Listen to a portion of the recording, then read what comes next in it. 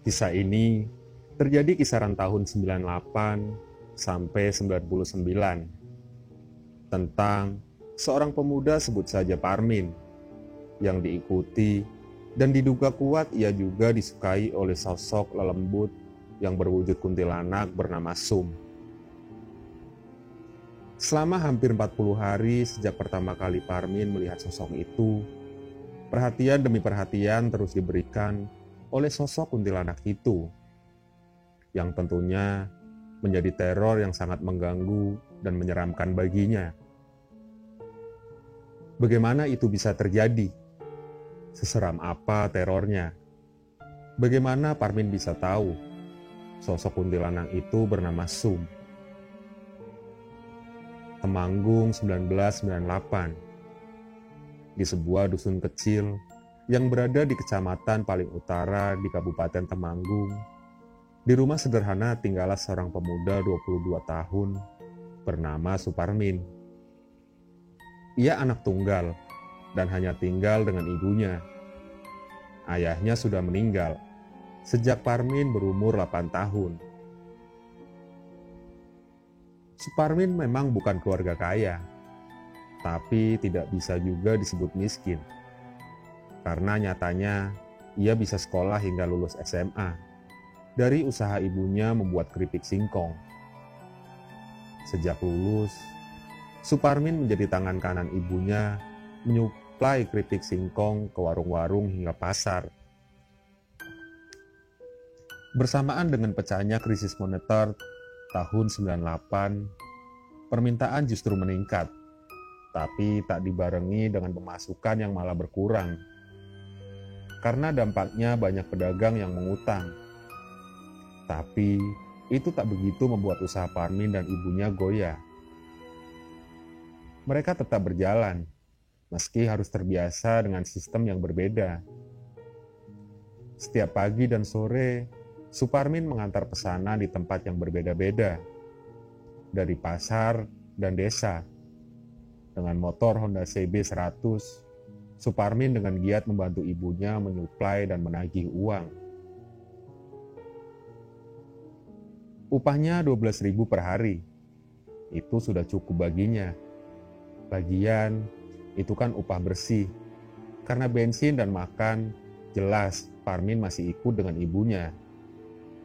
Ia sangat nyaman dan bahagia dengan pekerjaannya itu.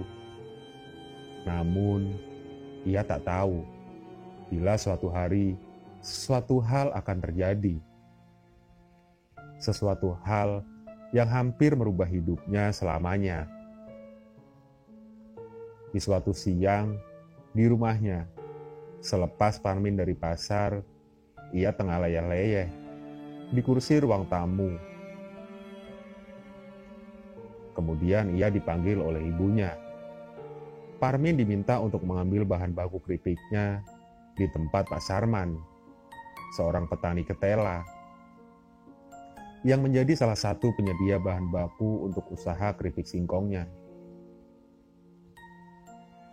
"Hah, Kang Sarman, opo ra ono liyane to, Mak? Mbok nang wo Sukri to?" "Hah, Pak Sarman, apa nggak ada yang lain toh, Bu? Ke Pak De Sukri toh?" Jawab Parmin seraya menyarankan untuk mengambil saja ke Pak De. Sukri petani ketela tetangganya. "Nggon wo Sukri durung panen. Wes lek mangkat selak sore. Mengko liwat Sigrowong nek kesoren rayelok. Punya Pak De Sukri belum panen. Sudah sana, segera berangkat saja. Nanti lewat Sigrowong loh. Kalau kelewat malam, pamali," kata ibunya dari dapur. Sambil mengingatkan Parmin karena jalan menuju rumah Pak Sarman melewati daerah Sigrowong, salah satu tempat di wilayah hutan pinus di pinggiran Kabupaten Temanggung. Parmin masih rebahan di kursi. Ia menoleh ke arah jam dinding yang menunjukkan pukul 1:30. "Ah, kose Mak, tak keliyap sedelo."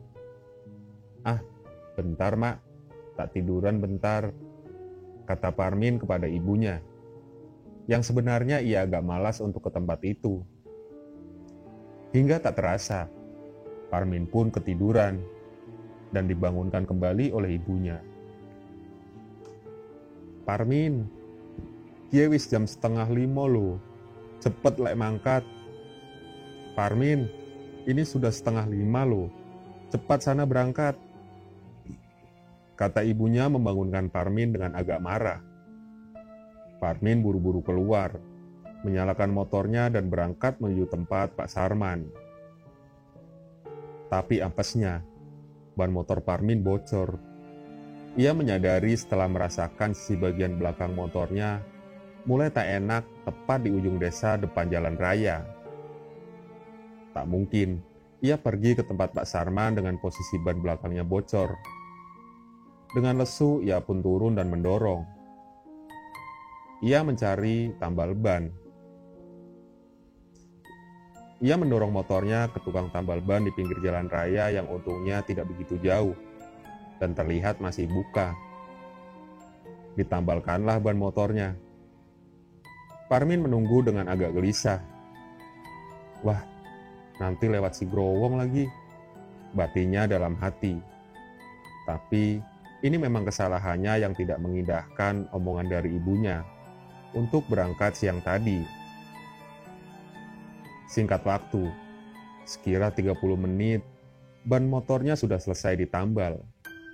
Setelah membayar, Parmin langsung tancap gas menuju rumah Pak Sarman.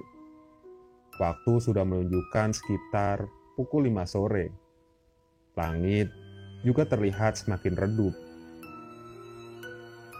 Tak ada yang ganjil di perjalanannya, sampai akhirnya 100 meter sebelum Parmin melewati daerah itu, yaitu si Growong.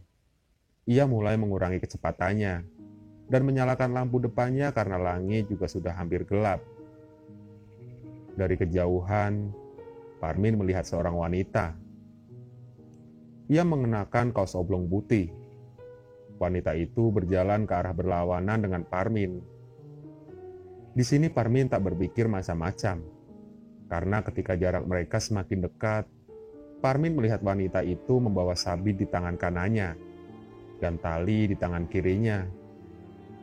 Wah, pencari rumput, batin Sarmin. Kondisi jalan di situ memang agak rusak.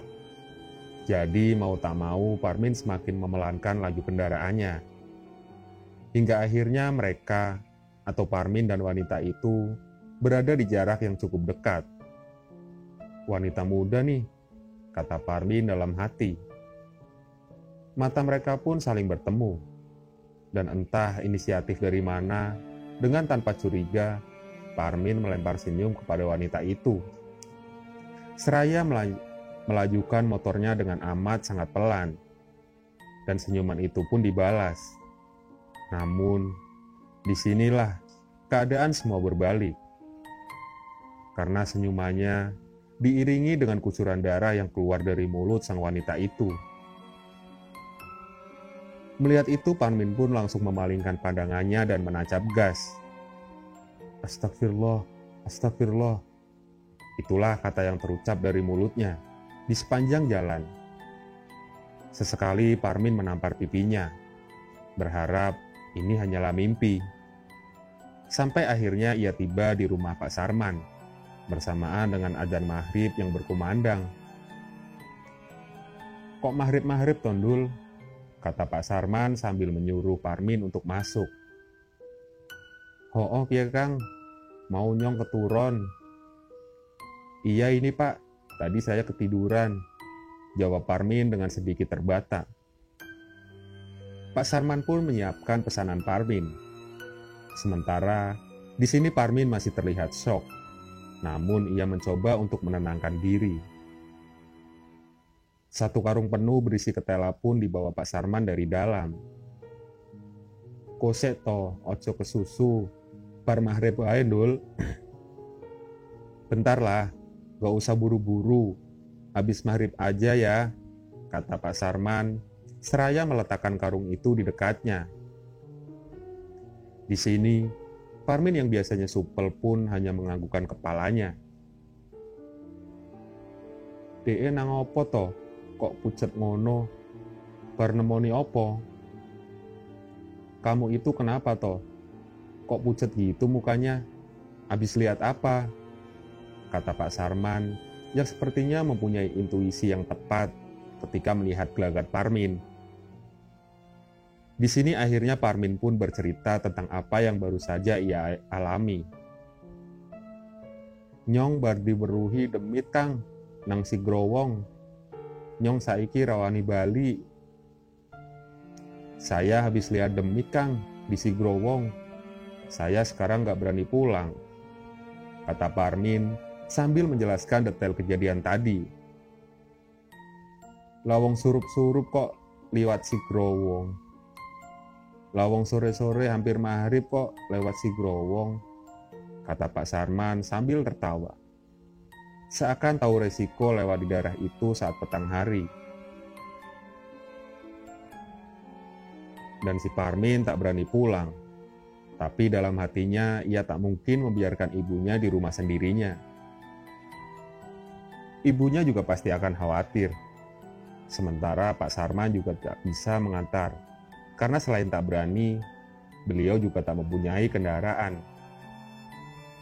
Akhirnya setelah menenangkan diri dan mengumpulkan keberanian, Parmin memaksakan diri untuk pulang, membawa satu karung penuh ketela yang diikat di jok belakang motornya.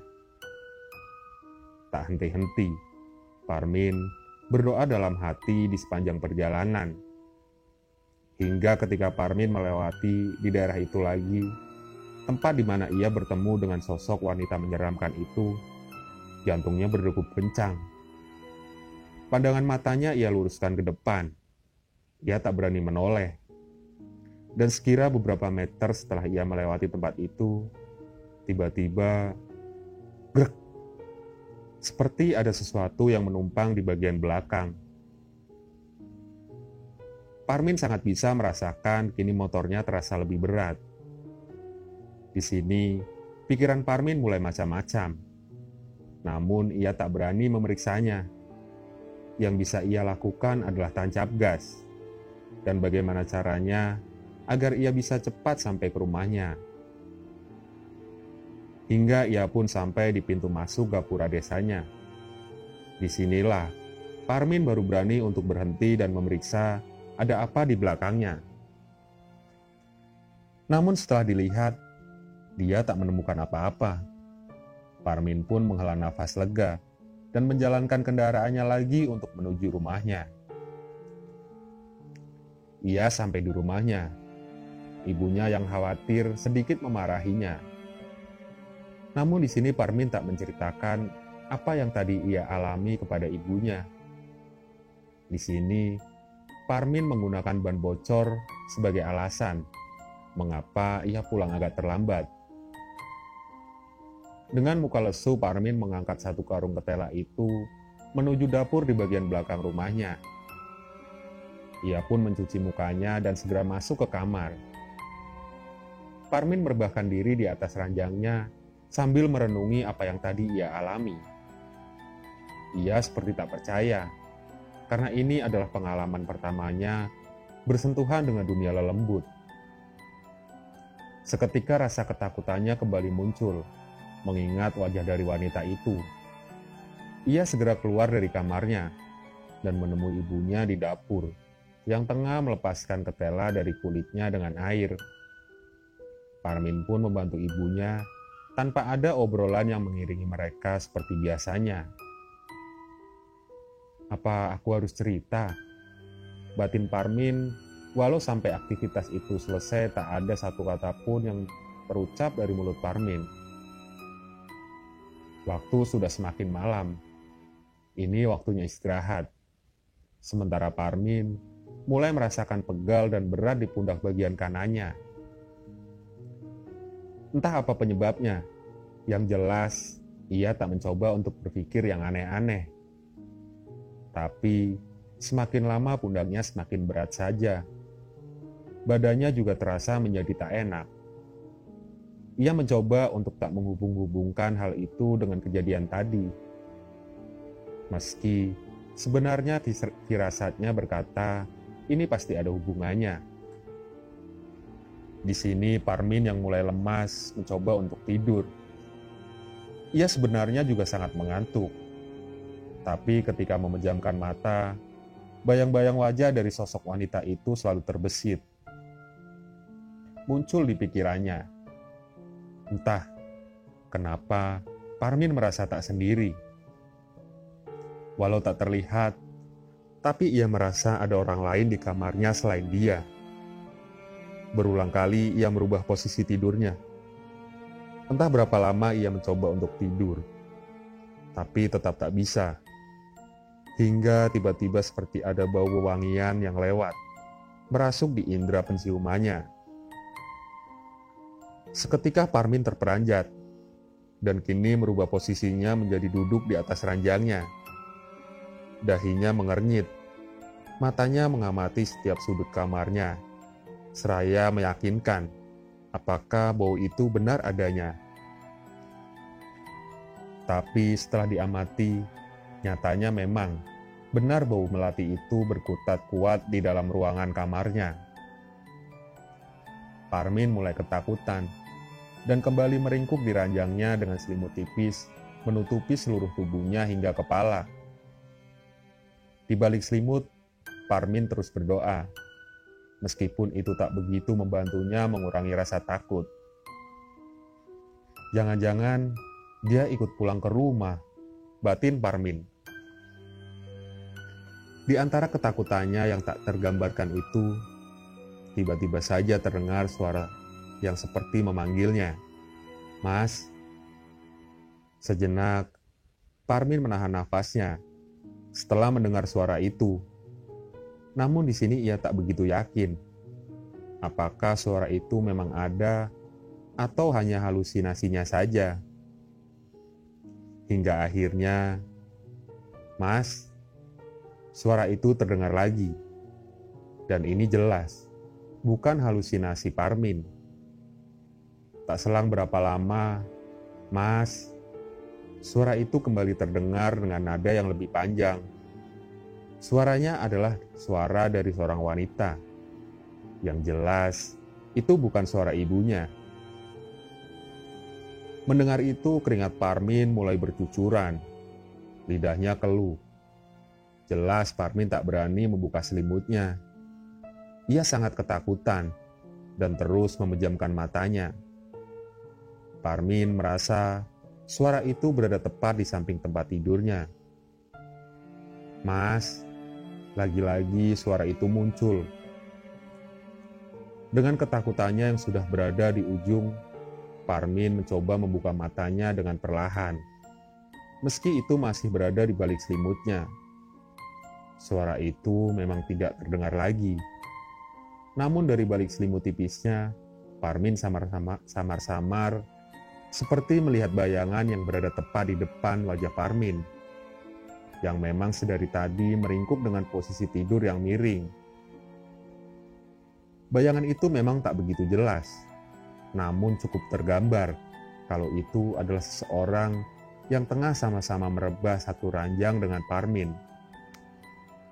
Di sini, ketakutan Parmin tentu bertambah. Namun anehnya ia seperti tak sanggup untuk memalingkan pandangannya, atau bahkan sekedar memejamkan matanya kembali. Tubuhnya seperti terhipnotis, tak bisa bergerak, dan terus menatap bayangan itu dari balik selimut. Dan perlahan-lahan, Parmin merasakan ada yang membelai tubuhnya, mengusap-usap kepalanya. Parmin hanya terpaku kaku di balik selimutnya ketika merasakan itu. Dan ia mulai tak bisa menahan tangisnya. Sementara belayan itu masih Parmin rasakan. Semakin lama, terasa nyata dan nyata. Di sini, Parmin mulai sedikit bisa bicara. "Ojo ganggu enyong. Jangan ganggu aku," kata Parmin dengan terbata-bata. Namun setelah ia berkata seperti itu, dengan tiba-tiba dan tanpa aba-aba, selimut Parmin terbuka sendiri. Seperti ada yang menyeretnya. Seret. Dan tepat di depan wajahnya, Parmin melihat wanita itu lagi.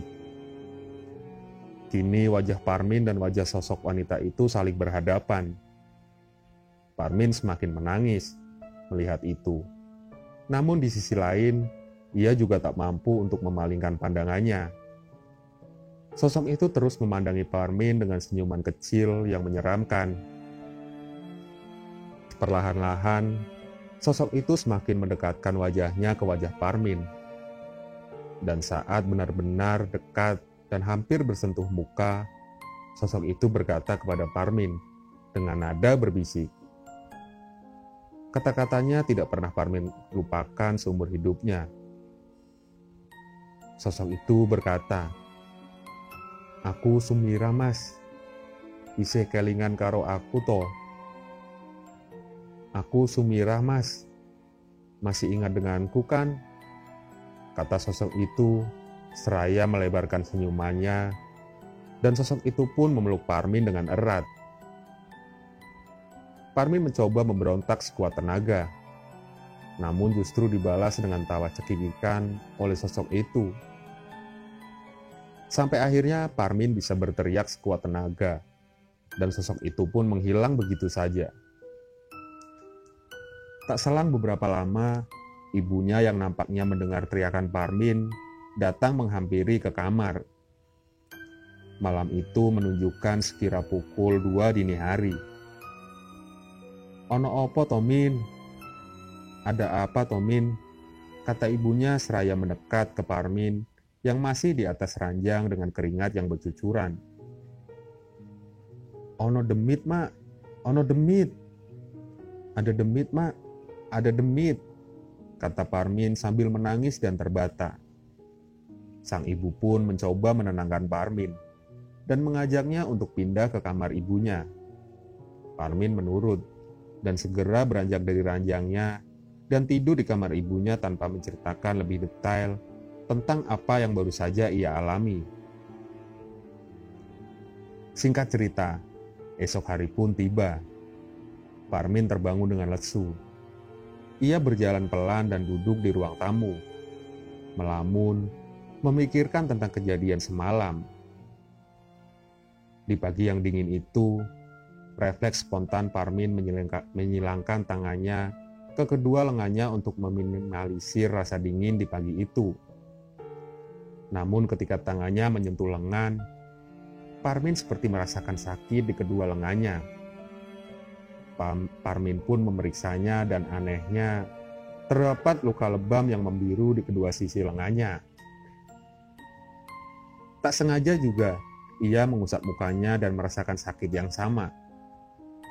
Segera Parmin bercermin dan terdapat luka kecil di pelipisnya yang sama seperti di tangannya. Aneh sekali luka ini yang tiba-tiba muncul begitu saja tanpa sebab. Parmin mencoba untuk tidak mempedulikan itu. Bergegas, ia menuju ke dapur dan duduk di depan pawon atau tungku perapian. Terlihat ibunya juga yang tengah memasak sembari membunuh dingin. Parmin melamun, menatap api yang membara di tungku itu. Tak selang berapa lama, lamunan Parmin dipotong oleh perkataan ibunya. "Mulo, nek kandhani makne iki sok nggugu, dhek mesti diintil demit. Makanya, kalau dibilangin ibu itu nurut, kamu pasti diikutin demit," kata sang ibu, memecah lamunan si Parmin. "Mau bengi makne weruh cah wedok ayu ning dhuwur lemari, mesti kuwi sing melu dhek bali. Semalam ibu lihat anak perempuan di atas lemari, pasti itu yang ikut," kata ibu menjelaskan. Jadi ternyata sang ibu ini mempunyai kelebihan untuk mudah melihat makhluk halus. Parmin dari dulu sebenarnya sudah mengetahui perihal kemampuan ibunya ini. Tapi karena dia tidak mempunyai bukti dan hanya sebatas omongan orang sekitar, kalau ibunya ini saringan memedi, Parmin tak begitu mempedulikannya. Sampai akhirnya kejadian semalam lah, yang membuat Parmin menjadi percaya. Karena juga pengalaman pertamanya. Setane isih melu nyong Rama. Hantunya masih ikut saya nggak, Mak? Kata Parmin seraya mendekat ke ibunya.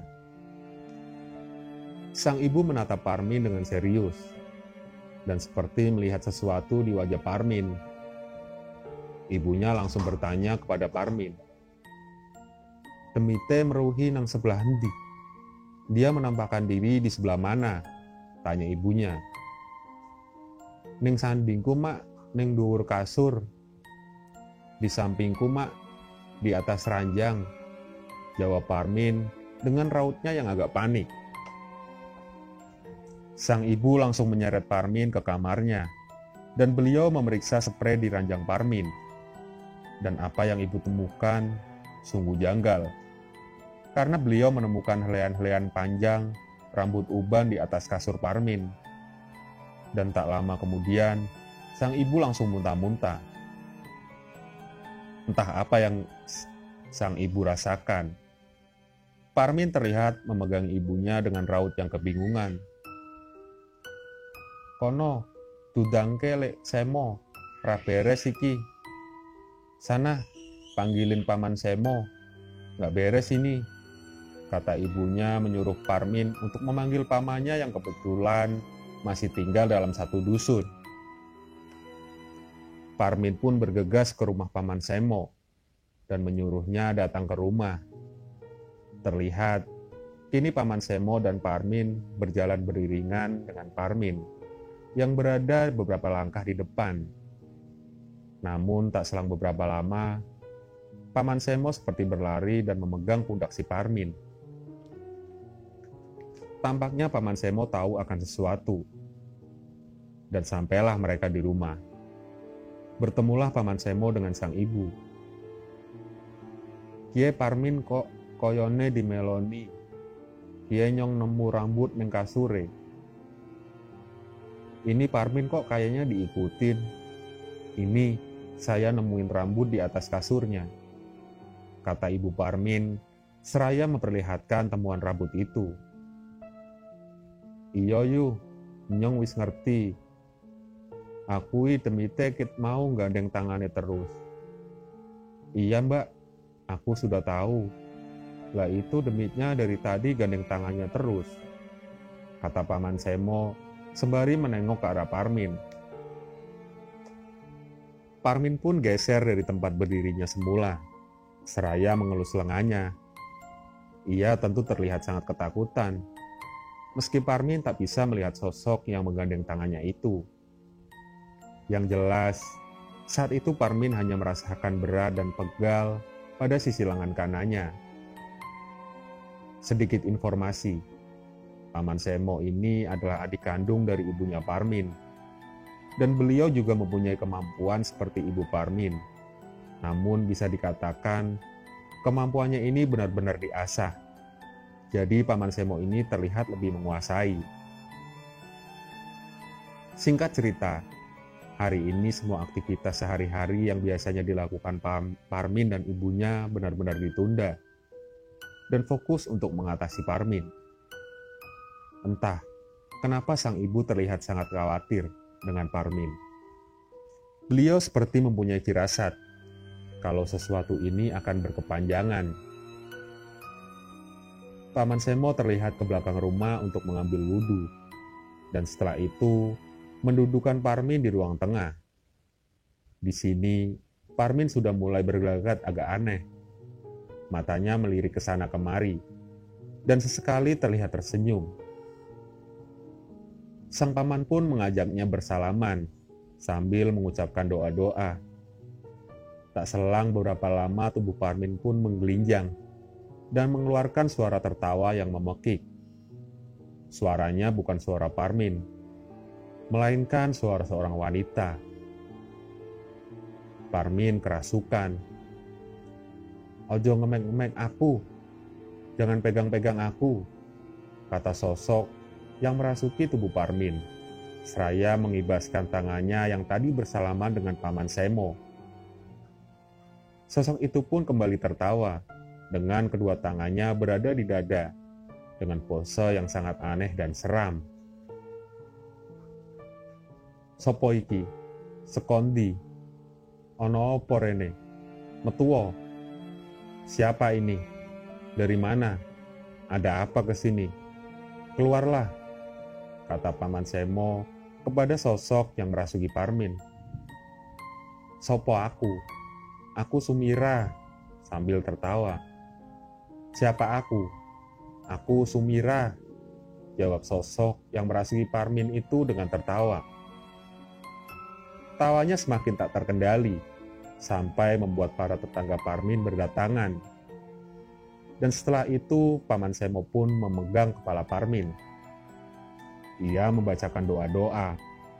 Parmin terkulai tak sadarkan diri. Dan digotonglah Parmin masuk menuju kamarnya. Sementara para tetangga mulai riuh menanyakan apa yang terjadi. Di sini sang ibu agak lega. Setelah beberapa saat kemudian, Parmin terlihat sudah siuman.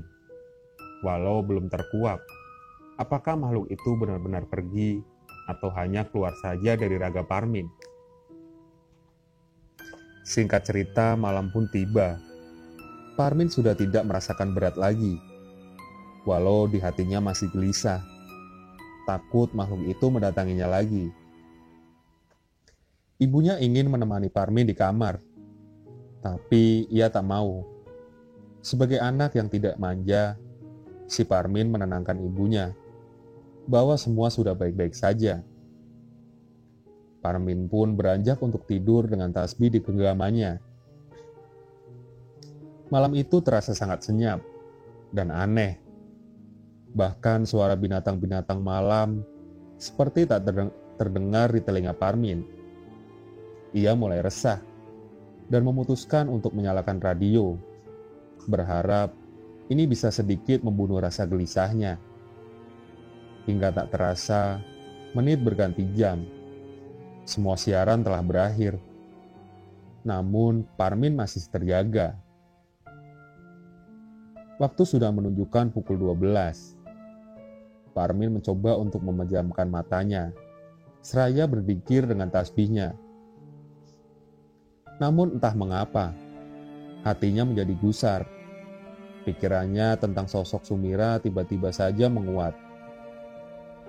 Ia mencoba mengubah posisi tidurnya dan memaksa mata untuk tidur. Dan tiba-tiba, seperti ada yang mengetuk kaca jendelanya. Tok, tok, tok. Seketika ia terperanjat, menoleh ke kanan dan ke kiri. Ia segera memeriksa jendelanya dengan penuh rasa keraguan. Dengan tergesa dan tanpa aba-aba, srek, Parmin membuka tirai jendelanya. Dahinya mengerenyit, matanya memeriksa kegelapan di balik jendelanya. Terlihat samar-samar pohon trembesi yang daunnya bergoyang tertiup angin. Seketika bulu kuduknya merinding. Ia segera menutup tirainya kembali dan melompat ke ranjangnya. Dan kaca jendelanya diketuk lagi. Tok, tok, tok. Kali ini dengan lebih keras. Parmin kembali terperanjat. Namun ia enggan memeriksanya. Ia hanya memandangi jendelanya dan mengamati. Karena di balik tirainya yang tipis, ia samar-samar seperti melihat bayangan di luar jendela. Segera Parmin memalingkan pandangannya dan berzikir dengan kencang. Dan kini, pintu kamarnya perlahan terbuka. Parmin sigap membalikkan badannya. Ia benar-benar tak siap untuk melihatnya. Dan terdengar suara dengan nada berbisik. Mas, mas, iki aku Sumira. Parmin tentu gemetaran dan tak tahu harus berbuat apa. Yang ia bisa hanyalah terus berzikir seraya memejamkan matanya. Mas, mas. Sosok itu berkata lagi. Dan entah dorongan dari mana, Parmin rasanya ingin membalikkan badan dan melihat sosok yang ada di belakangnya itu. Sampai akhirnya, seiring suara yang terus memanggilnya itu, Parmin sedikit terintimidasi. Jengkel dan membalikan badannya tanpa aba-aba. Seraya berkata, "Allahu Akbar." Dan Parmin tidak melihat siapa-siapa di situ. Namun anehnya pintu kamarnya benar-benar terbuka. Berarti benar, tadi ada seseorang yang membuka dan masuk ke kamarnya. Parmin sedikit merasa kesal dengan gangguan ini dan berkata, "Nek arek ngetok sisan. Kalau mau muncul sekalian," kata Parmin dengan jengkel, menantang sosok yang mengganggunya itu. Ia pun kembali merebah di ranjangnya dengan rasa takut yang sebenarnya berusaha ia sembunyikan. Dan pintu kamarnya perlahan tertutup lagi dengan sendirinya, diiringi angin kencang yang menerpa tubuh Parmin. Ia meringkuk lagi di ranjang dan bersembunyi di balik selimutnya. Dan kejadian malam kemarin pun terulang kembali dengan lebih nyata. "Mas, aku neng kene, Mas. Mas, aku di sini, Mas." Suara itu muncul lagi dan berlanjut dengan selimut Parmin yang terbuka dengan sendirinya. Mata Parmin terbelalak tak siap melihat sosok Sumirah yang kini berdiri tersenyum di depannya. Lampu yang remang membuat wajah sosok itu tak jelas. Yang terlihat hanya bajunya yang putih lusuh dengan tangan yang menengadah ke depan seakan ingin memeluk Parmin. "Ampun, ojo, ampun, jangan," kata Parmin seraya memundurkan posisinya. Ia kembali menarik selimutnya. Parmin menangis dan berdoa, meski nyatanya kini sosok Sumirah mendekat dan meraba-rabanya dari balik selimut.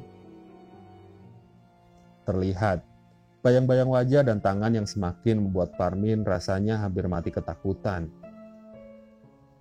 Mas, ayo melu aku. Mas, ayo ikut denganku," kata sosok itu dengan nada berbisik dan diakhiri dengan tawa yang serak yang memekik. Parmin pun membuka selimutnya sambil berkata, "Ojo ganggu aku, jangan ganggu aku," kata Parmin seraya membuka matanya dengan perlahan. Dan sosok itu pun lenyap. Parmin segera beranjak dari tempat tidur dan berlari menuju kamar ibunya. Namun, belum sampai ke kamar ibunya, langkahnya kembali terhenti karena ada sosok yang tengah berdiri di atas meja ruang tengahnya. Kali ini wajahnya terlihat dengan jelas. Sosok itu tertawa mengikik seraya berkata, "Rasa wedi, Mas. Gak usah takut, Mas." Parmin di situ pandangannya menjadi gelap dan langsung tak sadarkan diri. Sampai ia terbangun keesokan harinya di tempat yang sama. Sang ibu terlihat keheranan. Mengapa Parmin tidur di lantai seperti itu? Tubuhnya panas. Sepertinya ia mengalami demam. Parmin terlihat diam tak menjawab pertanyaan dari ibunya, hingga ia dibawa masuk ke kamarnya lagi. Ibunya tentu khawatir dan memanggil adiknya kembali, yaitu Paman Semo. Setelah sang paman datang dan melihat keadaan Parmin, beliau berujar bahwa ini tidak baik-baik saja. Makhluk itu belum benar-benar pergi. Sang paman segera menyarankan kakaknya itu untuk memanggil Pak Kaum, sebutan untuk tokoh yang sering memimpin acara keagamaan di desa tersebut. Selain sebagai tokoh agama, beliau ini juga dikenal sebagai orang pintar yang cukup terkenal di daerah ini. Singkat cerita, datanglah Pak Kaum di rumah Parmin. Terlihat Parmin yang terbaring di atas ranjangnya. "Astagfirullahaladzim," kata Pak Kaum seraya mendekat ke ranjang Parmin. Dan beliau pun memegang jempol kaki Parmin sambil membaca doa. Seketika, mata Parmin terbuka. Tubuhnya menggelinjang memberontak seperti kesakitan. Kurang ajar kabeh, rasa melu-melu urusanku, bocah iki bojoku. Kurang ajar semua ya, kalian gak usah mencampuri urusanku. Anak ini adalah suamiku, kata Parmin yang sepertinya kembali kerasukan. Sopo sing ning rogo iki, tulung metuwo, alamu ora neng kene.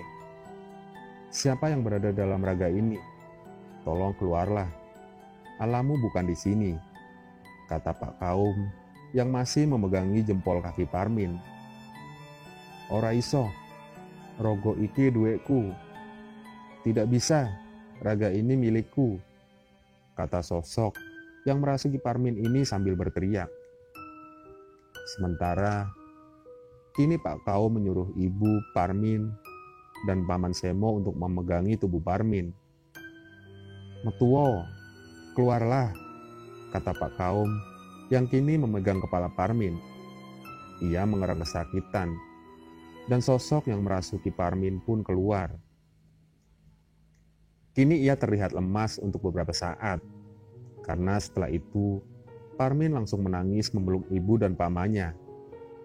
Ia terlihat sangat bingung dan ketakutan. Sadurunge awak dhewe ngerti sebab musababe lan saka ngendi asale lelembut mau ra bakal lunga. Sebelum kita tahu penyebabnya dan dari mana asalnya, lelembut itu tidak akan benar-benar bisa diusir, kata Pak Kaum memotong. Dan sang ibu, paman serta Pak Kaum pun mulai menanyai sedikit demi sedikit kepada Parmin. Dari bagaimana ia bertemu dan apa saja penglihatan yang sudah Parmin alami. Namun Parmin tak tahu pasti. Yang ia ingat adalah sore itu ketika ia bertemu dan melempar senyum kepada seorang wanita yang ternyata adalah Sum Kunti ini. Di wilayah hutan pinus Sigrowong. Kenapa Parmin harus melempar senyum kepada lelembut itu? Tanya mereka bertiga kepada Parmin. Ya, alasan masuk akalnya adalah Parmin memang tidak tahu kalau itu adalah lelembut.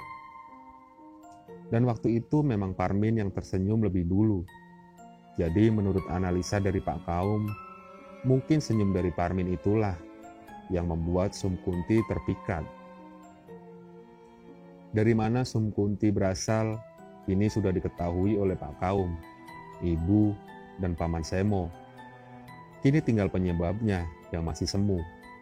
Pasalnya, dari beberapa kasus serupa yang Pak Kaum tangani, kasus Parmin ini bisa dikatakan beda dan tidak biasa. Karena menurut beliau, Parmin ini bukan hanya sekedar diikuti, tapi juga sepertinya diingini oleh lelembut itu. Selang beberapa lama, Pak Kaum mulai membalur-baluri sudut ruangan di kamar Parmin dengan air yang sudah didoakan, berharap ini bisa menjadi benteng agar sosok itu tidak mengganggu Parmin lagi. Tapi di akhir prosesi Pak Kaum berkata kalau ini mungkin bersifat sementara, karena menurutnya Kunti Sumirah ini cukup kuat, tapi beliau berjanji akan berusaha semampunya. Dan itu sepertinya cukup berhasil meredam gangguan yang dialami Parmin. Terbukti selama hampir sebulan, Parmin tidak lagi dirasuki atau mengaku didatangi sosok itu lagi. Walau dalam hampir sebulan itu, Parmin benar-benar ambruk dan sakit. Tak jelas apa penyakitnya. Yang ia lakukan hanya berbaring di ranjangnya. Ia juga kini terlihat kurus dan tak banyak bicara. Meski beberapa hari sekali Pak Kaum juga menjenguknya, sang ibu mulai terlihat pasrah. Usahanya juga kacau dalam sebulan ini. Akhirnya, Parmin pun bicara kepada ibunya. Kata-katanya membuat ibunya menangis. Mak, Inyong wis ora kuat. Ikhlas ke wae. Bu, aku sudah tidak kuat. Ikhlaskan saja, kata Parmin dengan lirih tak bertenaga. Jadi selama ini ternyata sosok Sum Kunti itu masih selalu mendatanginya entah lewat mimpi atau nyata, dengan duduk di samping ranjang Parmin. Menurutnya, Sum Kunti beberapa kali berkata kalau dia menyukai dan mencintai Parmin. Sum Kunti pernah berkata kalau ia suka dengan Parmin sejak pertama Sum bertemu, dan berulang kali Sum Kunti juga berkata kalau Parmin mirip dengan kekasihnya dulu. Awalnya Parmin memang menolak dan selalu menyuruh Sum Kunti untuk pergi. Tapi Sum tak mau pergi dan mengancam akan membawa malapetaka kalau Parmin menolak. Parmin pun hanya bisa pasrah. Hampir setiap malam ia peluk serta dikerayangi kejadian itu sekira 3 hari pasca terakhir kali Sum merasuki tubuh Parmin, dan puncaknya adalah semalam, yaitu malam sebelum ia bercerita kepada ibunya tadi. Malam itu seperti biasa, Parmin terbaring lemah di ranjangnya. Matanya terpejam, tapi sebenarnya ia tak tidur. Sejak kedatangan Sum, Parmin hampir lupa kapan ia terakhir kali tidur dengan nyenyak. Ia membuka matanya untuk melihat jam yang sudah menunjukkan pukul 12:30 malam, dan kembali memejamkan matanya. Tubuhnya lelah, tapi ia tak benar-benar terlelap. Tak selang berapa lama, angin berhembus perlahan, meniupkan bau wangi bunga yang entah bunga apa yang wanginya seperti itu. Entah melati, kamboja atau kenanga. Yang jelas, ini adalah petanda kehadiran Sum di kamarnya. Parmin mulai bersiap menata nafasnya. Nampaknya ia mulai membiasakan diri dengan kehadiran Sum, meski ia selalu tak berani menatapnya. Mas, Mas, sapaan khas dari Sum. Parmin sempat membuka matanya sebentar dan melihat sosok itu sudah ada di depannya. Selimut yang menutupi tubuhnya hingga dada, kini Parmin naikkan hingga menutupi kepalanya. Parmin hanya terdiam, menata nafasnya. Ia tak berdoa, karena menurutnya selama ini Sum Kunti seperti tak mempan dengan doa-doa yang diucapkan Parmin. Mas, kata Sum seraya membuka selimut Parmin dengan perlahan. Parmin terdiam dan tetap menutup matanya. Ia mulai digerayangi dan dipeluk dari sisi samping. Inilah yang biasa dilakukan Sum kepada Parmin setiap malam. Sampai akhirnya, untuk pertama kalinya, Sum mulai naik dan duduk di atas tubuh Parmin. Ia tak bisa bergerak. Dada Parmin mulai digerayangi. Sum juga mendekatkan wajahnya ke Parmin. Meski matanya masih terpejam, Parmin mengaku tetap melihat Sum dalam pikirannya. Sosok itu perlahan mulai menggoyang-goyangkan tubuhnya yang masih menindih Parmin, sambil tertawa lirih dan memanggil-manggil Parmin dengan sebutan Mas. Sembari terus menggoyangkan tubuhnya, sosok Sum membekap mulut Parmin dan membuat Parmin membuka matanya. Sum berkata, "Bali nang Sigrowong yo Mas, rabi karo aku. Pulang ke Sigrowong yuk Mas, nikah sama aku," kata Sum sambil mengikik. Parmin yang mulai sulit bernafas, kini mulai memberontak, menggerak-gerakkan kepala dan tubuhnya meski awalnya sangat sulit. Namun akhirnya, Parmin berhasil menghentakkan tubuhnya hingga sosok Sum mulai menghilang.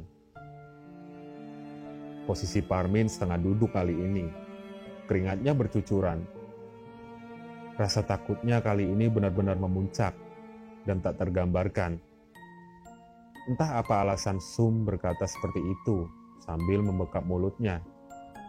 Yang jelas saat itu, Parmin merasa Sum ingin membunuhnya Ia meraih tasbih yang sempat terjatuh di dekat kolong tempat tidurnya dan berzikir dengan sekujur tubuh yang gemetar.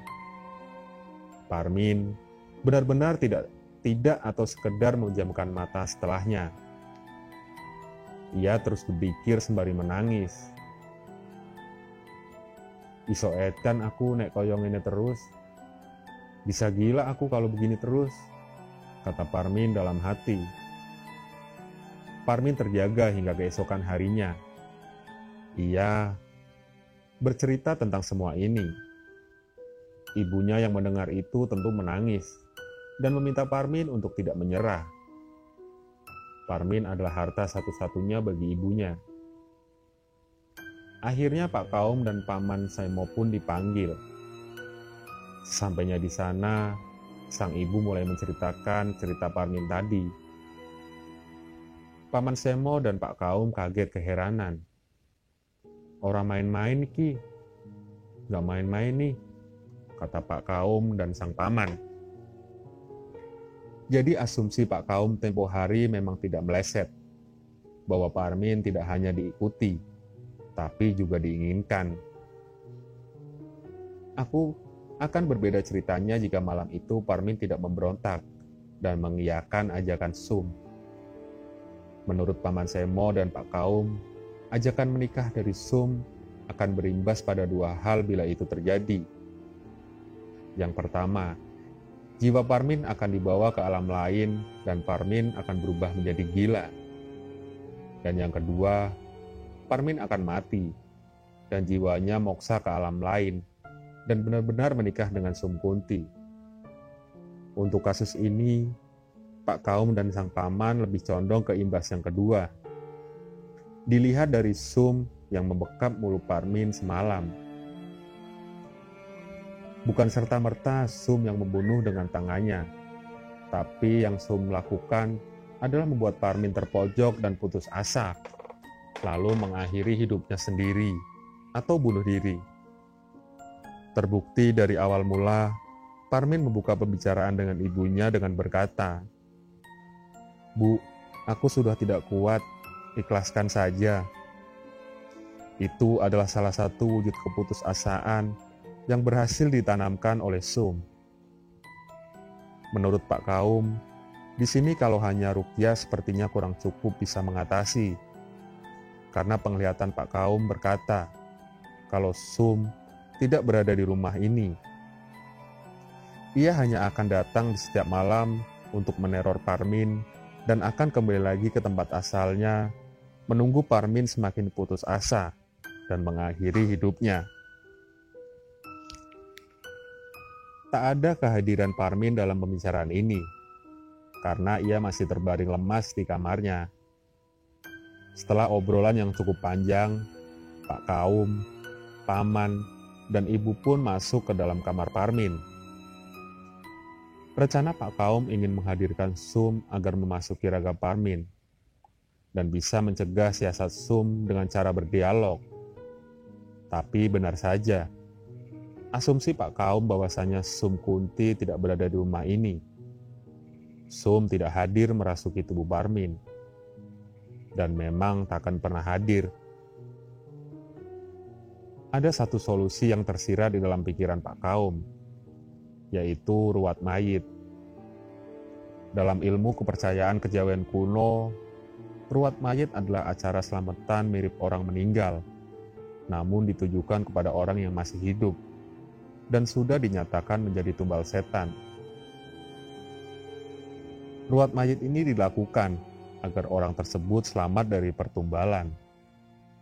Meski Pak Kaum ragu apakah ini bisa menyelamatkan Parmin, tapi ini tetap harus dilakukan. Singkat cerita, diadakanlah ritual ruat mayit itu. Sehari kemudian, ritual itu dilakukan selama 7 hari. Berharap Sum Kunti bisa tertipu dengan ritual ini. Dan alhamdulillah ini berhasil. Setelah ritual itu, berangsur-angsur Parmin mulai membaik. Tubuhnya yang sempat menjadi kurus mulai berisi seperti waktu dulu. Sebelum Parmin bertemu dengan Sum, Parmin mulai bekerja membantu ibunya lagi, walau itu tetap menyisakan setitik trauma. Selama bertahun-tahun, Parmin tak berani melewati jalan itu lagi. Jalan di mana pertama kali ia bertemu dengan Sum. Hingga cerita ini diceritakan, Parmin masih sehat dan bahagia dengan anak istrinya. Begitu juga dengan ibunya. Semoga